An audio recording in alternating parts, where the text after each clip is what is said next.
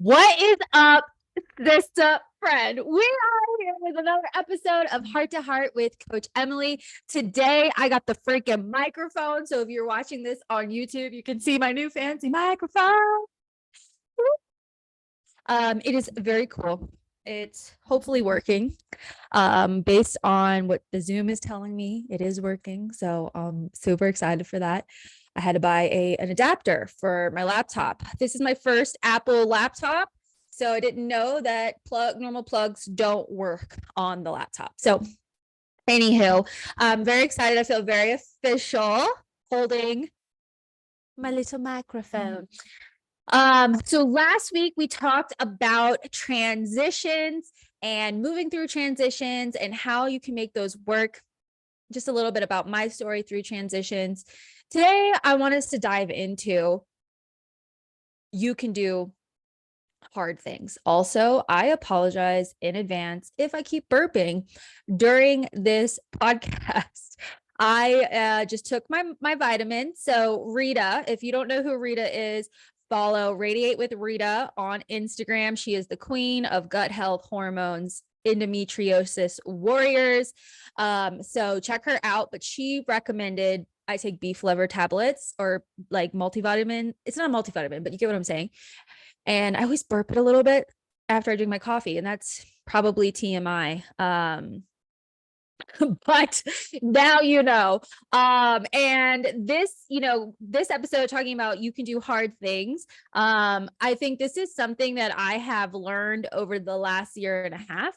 I always knew that I was like a really strong person and that I was doing hard things in life, but you get to a point where like you don't realize that they're that hard. And then when people say that they're hard, you're like, oh, like that makes sense.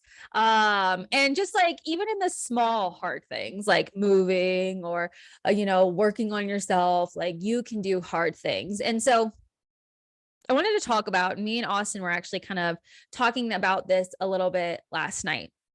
And that's kind of what prompted this. So I was always someone who really believed that she was destined for more. And like any fantasy story, hero's journey, it always starts off messy. And that was very true for myself. And so one incident in particular that I wanted to kind of speak on today was when I lived in this apartment with my ex-husband. And we had just moved. So we just moved in this apartment. So when we moved from North Carolina back to Maryland, okay, I did not want to move back to Maryland. One, I don't love Maryland. Okay. It's just, I am not meant to be in Maryland. I have known that my whole life. Slight tangent. I have known that my whole life. I am not meant to live in Maryland. And even when I was a child, I would daydream of going other places. I thought I was going to live in Europe. I thought everywhere else but Maryland. Never loved it. Don't love it. Will not be moving back there anytime soon. That being said, when we moved to North Carolina back to Maryland, I was very upset. But me being me, I was like, we're going to make the best of it. We're going to make the most of it. There is nothing that I can't do.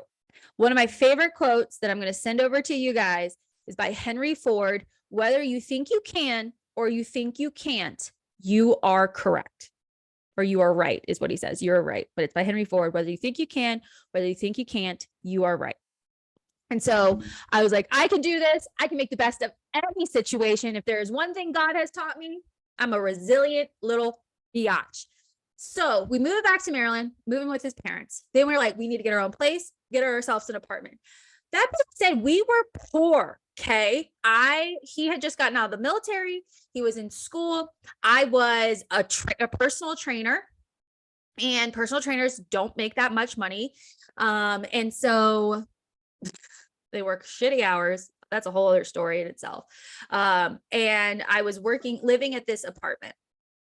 Love that. That just made that noise while I'm on Zoom.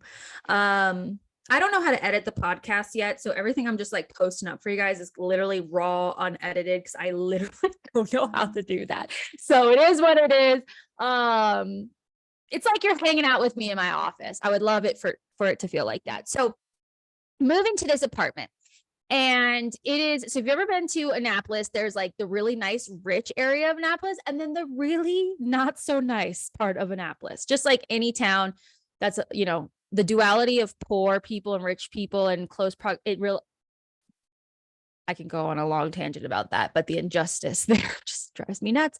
So anyways, we lived in this really, what we could afford apartment. I ended up having to work 3 jobs while living in this apartment. I was going to school full time. I was bartending, and then I was dog walking, and I was a personal trainer managing the gym, trying to make it happen. And the thing was, hard work isn't new to me. I have been working since I was 15 years old. I've had over 20 jobs in my life. Working was at that point in my life kind of like a personality trait. And so I knew work. That wasn't the hard part. I could do that. I can do sacrifice. I can do hard work. This is my old self, like nobody's business. And I can work hard now. I do work hard now, but it's a different mindset now that I have deconditioned myself.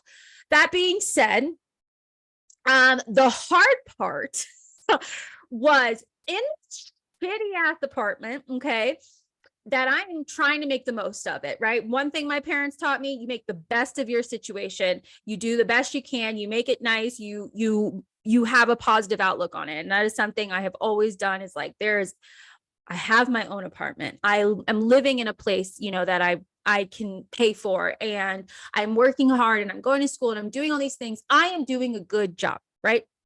The hard part was a couple other things.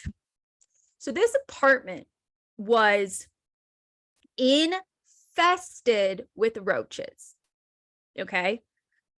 And I was living here. We lived here for a whole ass year. And we were so poor that we were eating food solely out of cans. And I'm going to cry because this version of Emily, I just want to give her a hug so bad. The only food we ate was in cans because we were so poor and that's what we could afford, or pasta. Spaghetti and tomato sauce, cheap as hell. You're poor, eat that. And we had a roach infested home, to the point where I was becoming traumatized by these freaking roaches. Okay. So I would be sitting down, you know, I would open up a drawer, roaches. I would constantly think I'm seeing a roach in the corner of my eye, because they would just like crawl. Oh God, it was so disgusting. It was so disgusting. It felt like a pit in my stomach, and my skin was always like on edge because I thought I was going to see one of these freaking roaches. Okay. So one day, you know, I'm like, you can get through this. There's nothing you can't do. Like, it happens. There are worse situations. Figure it out. I would spray the entire kitchen down with roach spray, let it sit, try to kill all the roaches, and then go through and clean the whole thing. And then the next day, roaches would be back. And it would be hard for me to sleep because I would think the roaches were in my bedroom. They mostly lived in the kitchen because they're disgusting. And the thing is, like, I'm not gonna lie, I'm not the cleanest person, but I am not foul. Okay. Like, I was cleaning this kitchen constantly because of the roaches. The apartment complex didn't give a shit. So being that we lived in a minority community at that time, so this part of Annapolis is heavily, you know, the population is heavily Hispanics. Just a little sidebar, little nobody cares, right? So white privilege, all of that, right? But we were living in this complex and nobody cared. Nobody did anything about the roaches. We never got our place bomb. We had to live like this. And then my ex-husband, my husband at the time, it wasn't like he didn't care. I'm doing all of these things and he didn't care. He wasn't doing anything. And so it was really hard. And that's what these moments in my life that I had this like breakthroughs. This, I got to get through this. This, I can do hard things. Okay. And I got through it. I made it through. I did everything I could. I was able to do so much for our life. And, at the end of the day, we did move out of that complex and move back in with my ex-husband's parents. And this didn't stop me from reminding myself that I can do hard things, because there's always a way to get through it. There's always a solution. I have to remind myself that I am embedded in my skin, in my bones, with the power, the opportunity, the strength, the resiliency, the hope, and the joy to handle hard things. And these moments like this, where I'm struggling, life is crazy, this is one of many stories where resiliency was crucial, and made a difference in how I became an entrepreneur. As you ladies are working on becoming the business owners that you want to be, the women that you want to be, it's these little moments that we don't necessarily give ourselves enough credit for, right? Like, when I think back on that, like, I'm pretty freaking awesome. Okay, for getting through that.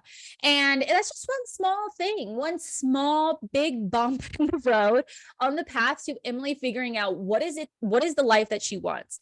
And I want you to look at it the same way for yourself, because there's moments in your life where you did something incredibly hard, that you did something that some people would be like, I don't know how you did that. Like, I couldn't do that. As an entrepreneur, you're doing that every single day. Every single day, you are doing things that set yourself apart from the general population. You are setting yourself apart into a group of women who are wanting to change the world, who have a vision, who have a goal, who have a dream, and are not going to let roaches, money, circumstances stop you from getting there, because you are just bestowed as a woman on this earth with the power to make massive change. And I know all of my beautiful entrepreneur friends that I have, they worked their tails off to make this dream come true, to live the life that they want, so they can make the impact that they want, so that they can look back at their lives and say, this is what I did. You can do hard things. So whatever that hard thing is for you right now, whether that's roaches, whether that's finances, whether it's a relationship, you can do hard things. I want you to remember this, because a lot of times we don't give ourselves enough credit for the things that we are doing, because you think, I know for myself, don't complain, don't whine, right? Like, you kind of like push it down and make it small when it is really, really big. Like, when I tell people that I lived in an apartment with roaches, they are shocked that I lived that way. And they are shocked to see where I am now. And I'm not a millionaire, and I'm not like, I don't own multiple houses and boats and things like that.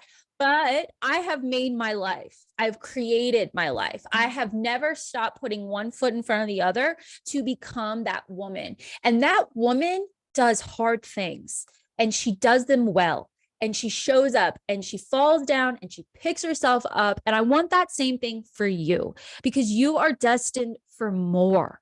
Okay. And you have to remember that. You have to embrace that. You have to embody that, because one day something really hard is going to happen, bigger than roaches, bigger than, I don't know, the small things you're dealing with now. And they're not that small. We like to make them small. Something really, really big is happening. But you're able to look back at all these small, resilient moments that you overcame and say, I can get through this. It's not going to be easy. I'm going to have a few skin knees. I'm going to cry. That's my go-to. I'm a big old crier, meltdown. But I'm going to pick myself up, and I'm going to get through it, because there is nothing that I can't do. One thing about me that I have learned over my years that I know about myself, there is nothing that I can't do. And that is the same for you. There is nothing you can't do. You have to believe that. You have done hard things. You can handle this hard thing. If you want that dream, you can have it, because there is nothing you can't do. And yeah, I think that's all I got for that, because time is going to pass, and you're going to want to be able to say, I did that hard thing. Now I like look back and I laugh at this roach moment in my life. And there's always going to be little things that get in the way, that want to slow you down, that want to stop you. but you got to keep your eyes on the prize. And even then, I don't think I fully grasped it because I didn't know I was going to be an entrepreneur at that time in my life. But I knew that there was something more waiting for me than this. I was like, this isn't it. This can't be it. We're going to get past this, and then we're going to figure out what the next thing is. So if this resonated with you, please share. I would love for you to share on your stories, tag me. You can just text me if you want, DM me. Just to love to hear your feedback. If there's anything you would like to chat more about or have me talk about here on the podcast, send it over. If you have questions, if you would like to be on the podcast, head on over and message me and tell me. It is so exciting to do this and talk to you guys and just share these things with you. Yeah, it's pretty wild. I've been like thinking about podcast episodes left and right and like try to come up with like, what would be a good story? What would be impactful here? And I'm just going to always try to keep it honest, keep it transparent, and just pour my heart out to you guys so that your heart can open as well. Because when we come from a place of open heart, we are able to spread more love, more joy, and do more things for others. And that is a huge part of who I am and what I do. And I want you to be able to do that for others as well. So when we shine our light, we help others shine theirs. So I hope this helps. Have an amazing day. Thank you for tuning in. If you're watching the YouTube, I hope you enjoyed with the microphone. Okay. Love you. Bye.